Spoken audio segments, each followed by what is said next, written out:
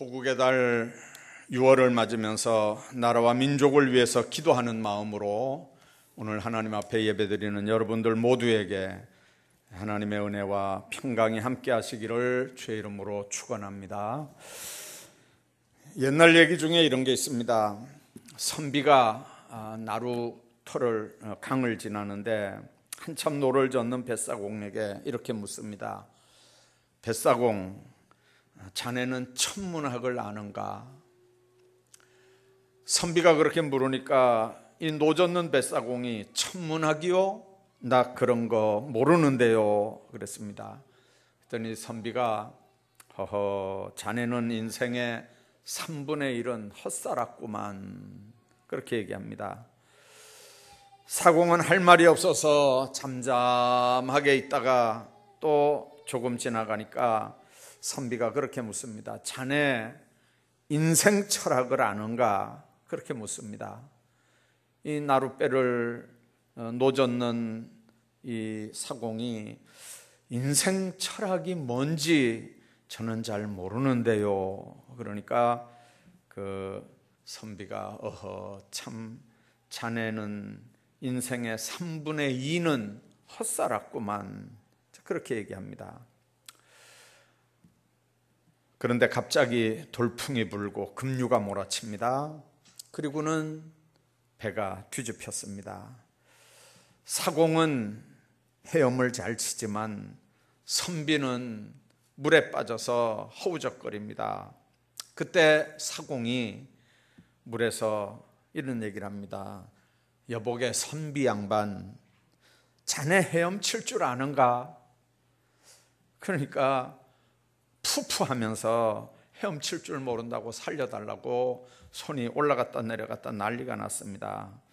그랬더니 그 사공이 하는 말이 그러면 자네는 인생 전부를 헛살았구만. 물론 이 이야기는 우리 조상들이 꾸며낸 얘기일 수 있습니다만은 주는 교훈은 많습니다.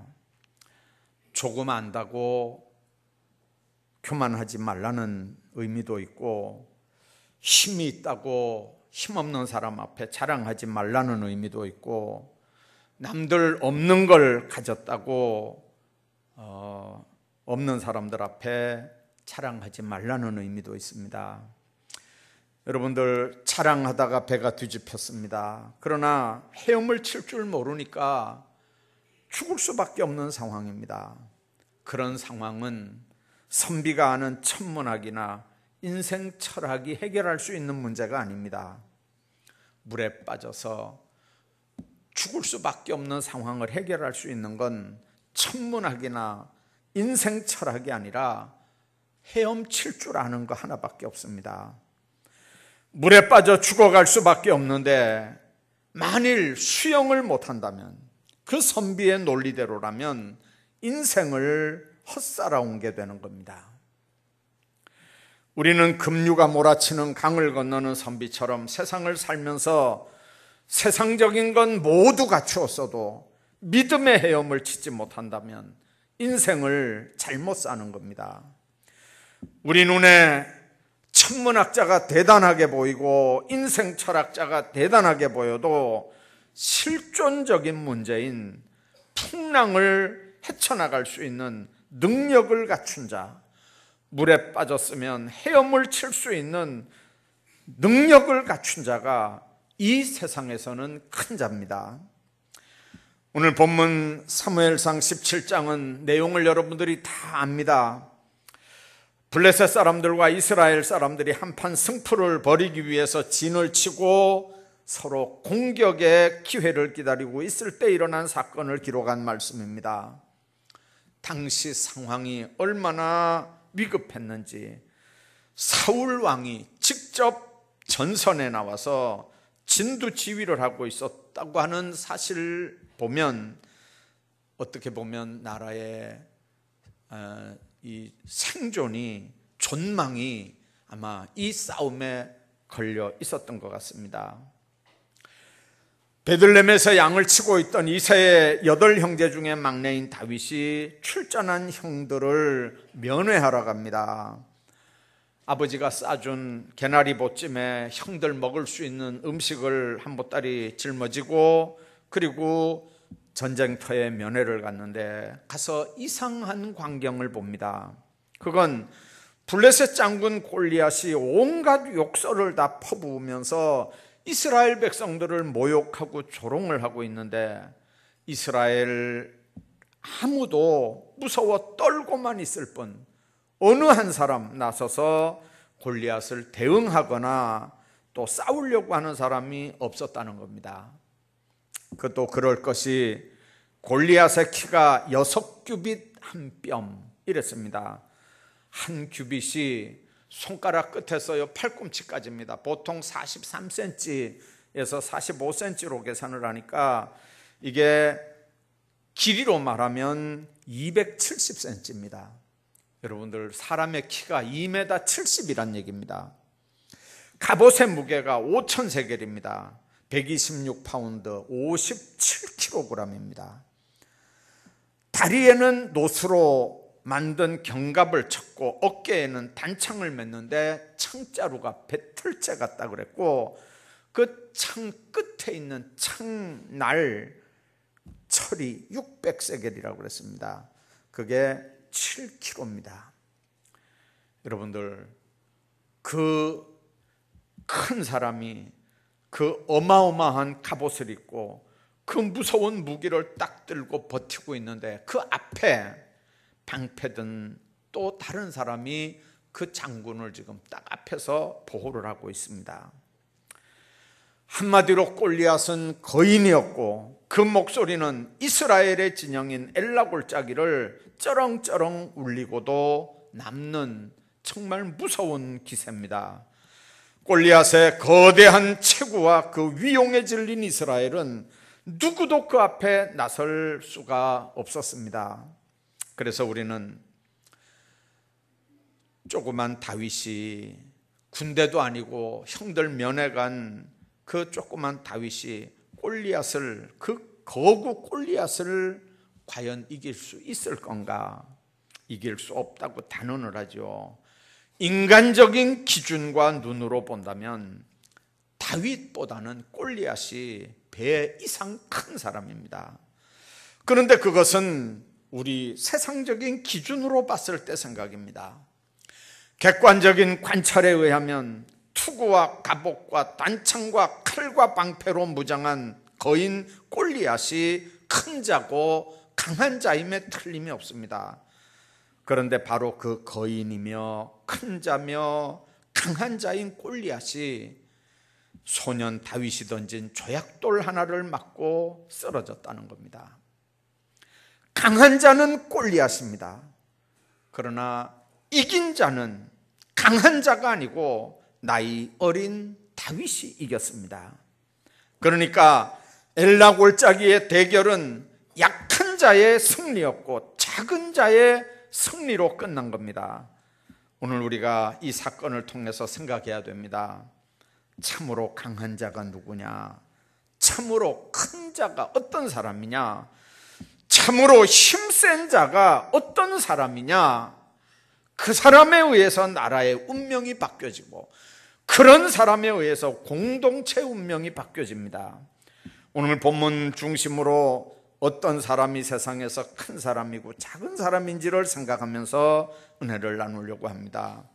누가 큰 사람입니까? 자기 스스로를 강한 자라고 큰 소리치고 주변 사람을 벌벌 떨게 한다고 해서 강한 자인 건 아닙니다. 강한 자는 강한 힘과 강할 수밖에 없는 조건을 소유한 사람이 강한 사람입니다. 그래서 마지막에는 결국 이기는 사람이 강한 자입니다. 더 구체적으로 한번 생각해 볼까요? 강한 자는 하나님의 이름으로 사는 사람입니다. 오늘 45절을 한번 보십시오. 나는 만군의 여호와의 이름, 네가 모욕하는 이스라엘 군대 하나님의 이름으로 네게 가노라. 그렇게 말씀합니다. 누구의 이름으로 사느냐? 누구의 이름 아래, 그 영향력 아래 사느냐?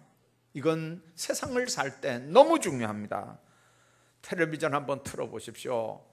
아무개는 누구의 사람이다, 아무개는 누구의 계열이다, 이렇게 얘기합니다. 정치하는 사람들을 평가할 때 아무개가 누구의 계열이다, 누구의 사람이다, 그게 왜 그렇게 중요한 겁니까?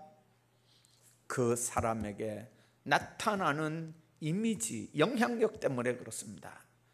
살아있을 뿐만 아니라 죽은 사람도 마찬가지입니다. 죽은 아무개의 사람이다. 여러분들, 사람은 죽었는데 그 이름이 가지고 오는 파급 효과, 영향력은 지금도 엄청납니다. 그래서 거기에 줄을 서려고 하는 걸 우리가 뉴스에서 봅니다. 이름은 그 사람의 인격을 대표하는 겁니다. 만일 대통령이 보내는 편지에는 대통령 서명이 있습니다. 옛날에는 왕이 보낸 공문에는 다 옥쇠로 도장을 찍었습니다. 직인을 찍고 관인을 찍습니다. 여러분들, 그게 왜 그렇게 중요합니까? 거기에는 권한과 권위가 따르기 때문에 그 영향력은 엄청난 파급 효과가 있습니다. 마찬가지로 하나님의 이름을 믿는 건 하나님의 실제와 실체를 믿는 겁니다. 다윗은 하나님의 실체를 본 일이 없습니다. 그러나 양을 치는 들판에서 늘 하나님을 믿고 의지하면서 하나님의 실제를 경험했습니다. 그리고 그 이름을 믿었습니다. 그러나 골리앗은 하나님을 알지 못한 사람입니다. 자신의 힘과 능력을 믿는 사람입니다. 그는 잘 훈련된 용사임에 틀림없습니다. 엄청난 좋은 무기를 가지고 있는 사람에 틀림이 없습니다. 그러나 다윗은 하나님의 사람이었습니다. 비록 막대기와 조그만 돌멩이 몇 개를 가졌지만 다윗에게는 만군의 여호와께서 함께하기 때문에 그는 불가능을 넘어서 승리하는 사람으로 바뀝니다. 하나님의 이름으로 네게 간다고 하는 말, 그 하나님의 이름은 그렇게 대단한 겁니다. 돌멩이 몇 개, 그리고 지팡이 하나 가지고 그 완전 무장한 거인 골리앗 앞에 여호와의 이름으로 나간다고 하는 겁니다. 하나님의 이름이 그렇게 대단한 겁니다. 그 이름을 믿고 아는 자들에게는 하나님의 축복이 임하는 줄로 믿습니다. 시편 89편 24절에 그랬습니다. 내 이름으로 말미암아 그 뿔이 높아지리라. 시편 91편 14절에 보면 그가 내 이름을 안즉 내가 그를 높이리라. 시편 20편 7절에 보면 다윗은 어떤 사람은 병거, 어떤 사람은 말을 의지하나 우리는 여호와 하나님의 이름을 자랑하리로다, 그렇게 말씀합니다. 시편 118편 10절에도 보면 열방이 나를 애워쌌으니 내가 여호와의 이름으로 저희를 끊으리로다, 그렇게 말씀합니다. 오늘 46절에도 다윗은 이스라엘에 하나님이 계신 줄 알게 하겠다고 장담을 합니다. 소년 다윗에게는 갑옷이 없었습니다. 소년 갑옷에게는 배틀째 같은 창도 없습니다. 다윗에게는 하나님의 이름을 믿는 신앙이 있습니다. 하나님의 이름이 있습니다.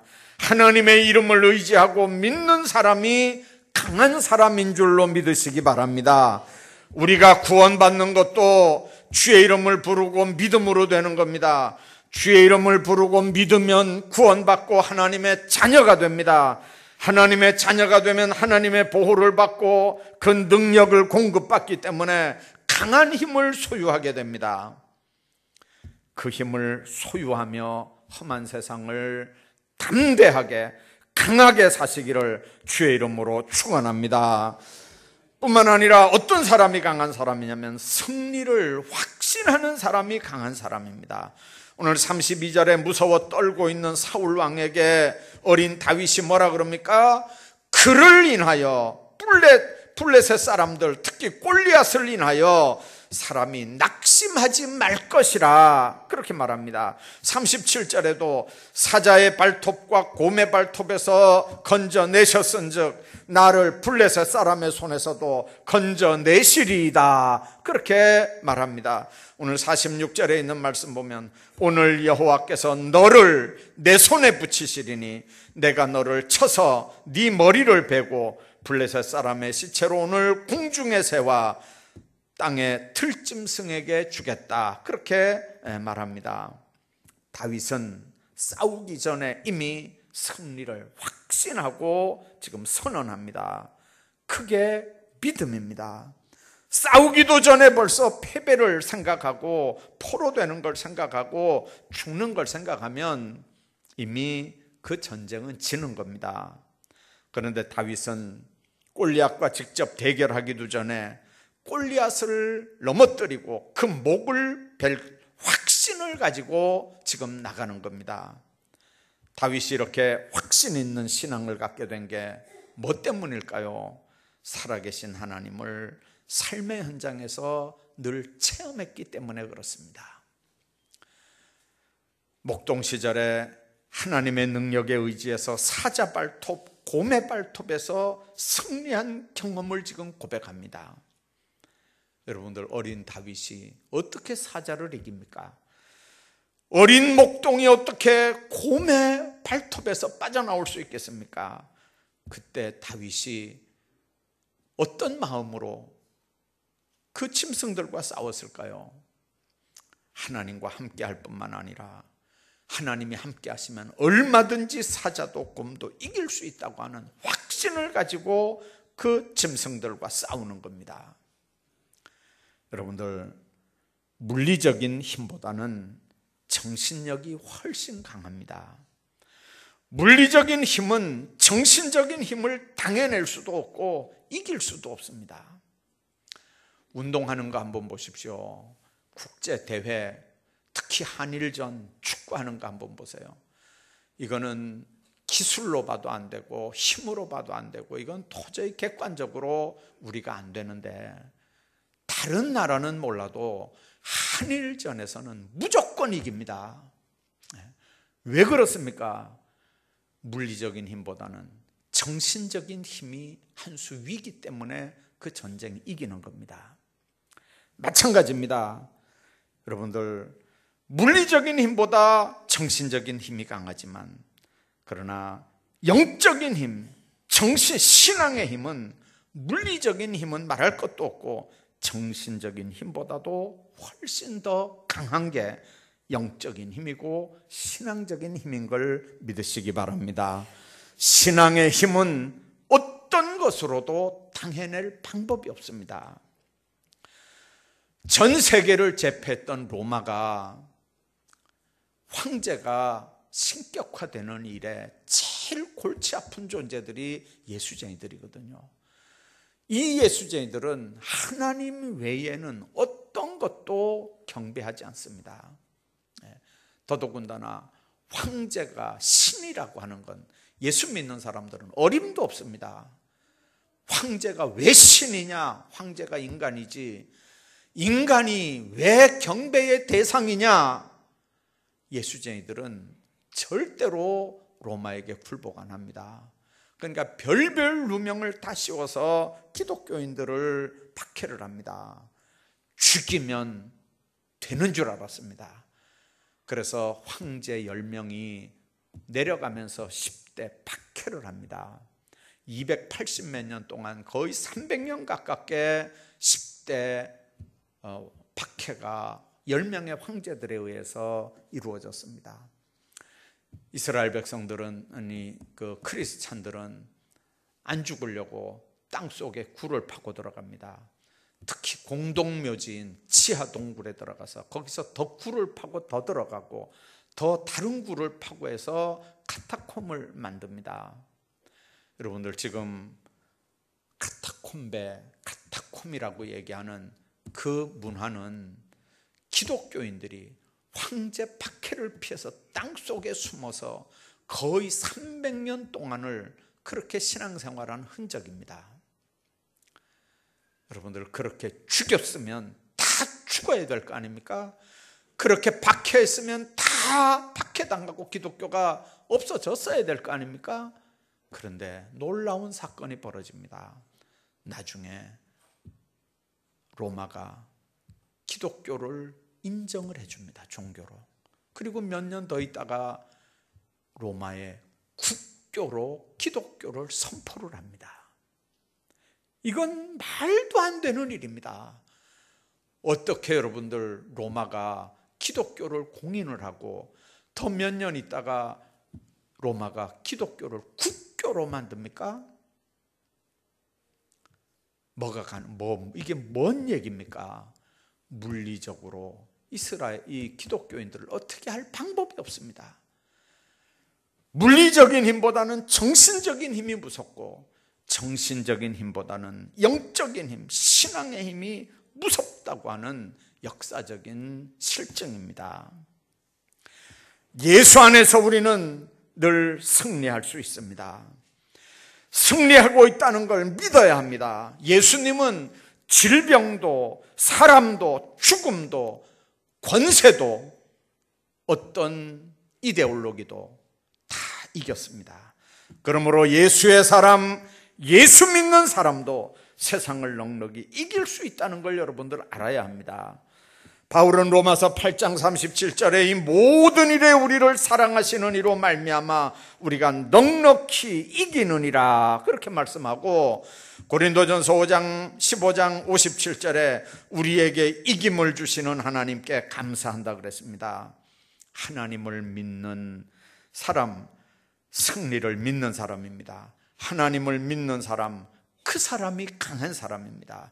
승리를 확신하며 사는 강한 크리스찬들이 되시기를 주의 이름으로 축원합니다. 뿐만 아니라 전쟁이 하나님께 속한 걸 믿는 사람이 강한 사람들입니다.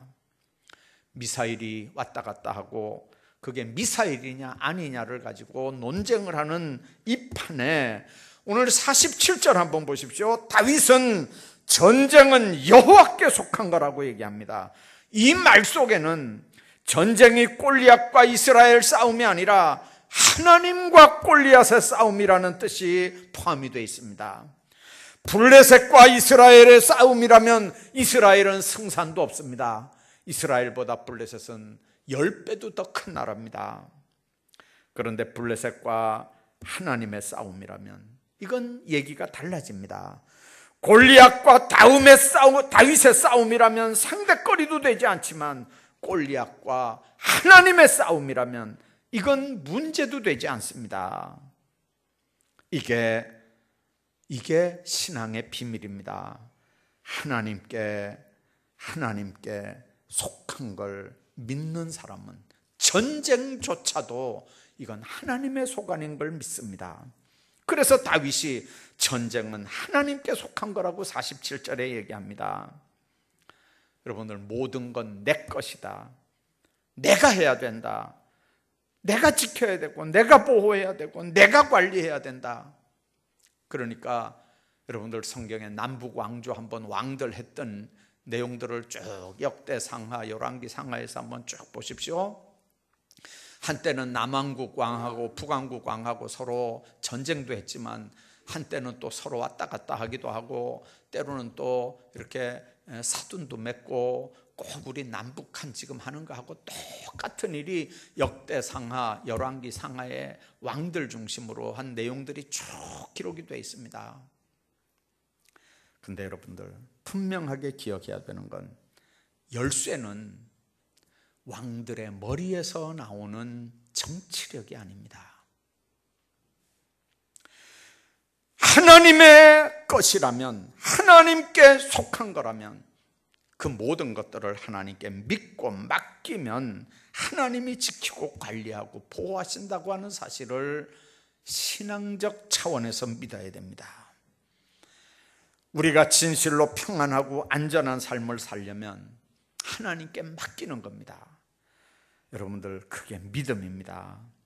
내가 판단할 때 미사일 앞에는 안 된다, 그러니까 쌀 퍼다 주는 거거든요.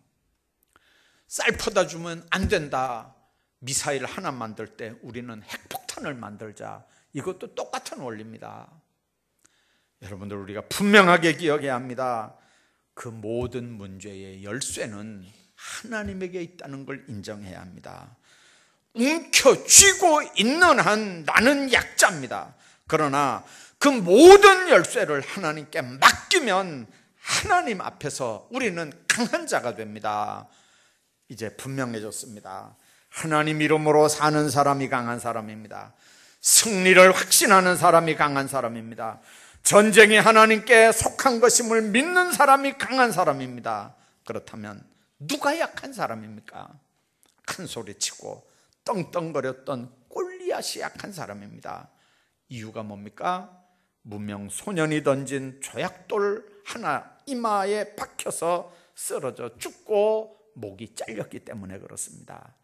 체구가 크다고, 목소리가 크다고, 가진 무기가 대단하다고, 그게 절대 무적이 아니라고 하는 걸 우리가 알아야 됩니다. 크다고 큰 사람이 아닙니다. 작아도 큰 사람이 다윗입니다. 그러면 누가 크면서도 작았습니까? 누가 강하면서도 약했습니까? 골리앗입니다. 헛된 우상을 섬기는 자가 약한 사람입니다. 오늘 43절을 보십시오. 골리앗이 그 신들의 이름으로 다윗을 저주했다 그랬습니다. 이스라엘은 하나님 한 분 유일신 섬기지만 블레셋은 다신을 섬기는, 신들을 섬기는 사람들입니다. 다신은 곧 잡신을 얘기합니다. 잡신은 우상 숭배입니다. 전해 내려오는 얘기에 의하면 갈대아 우르에 살고 있던 아브라함, 아버지 데라가 우상 제조업하면서 돈을 번 사람입니다. 아들 아브라함이 늘 그게 마음에 걸립니다. 그런데 어느 날 아버지가 외출을 합니다. 아들 아브라함이 우상을 모두 가서 박살을 내버렸습니다. 그리고 먹다 남은 음식을 박살내버린 우상들 사이에 이렇게 뿌려놨습니다. 외출했다가 돌아온 아버지가 보니까 그 몇 날 며칠 동안 만들어서 상품화된 이 우상들이 다 부러지고 박살이 나 있습니다. 보니까 옆에 음식들이 막 또 이렇게 널어져 있었습니다.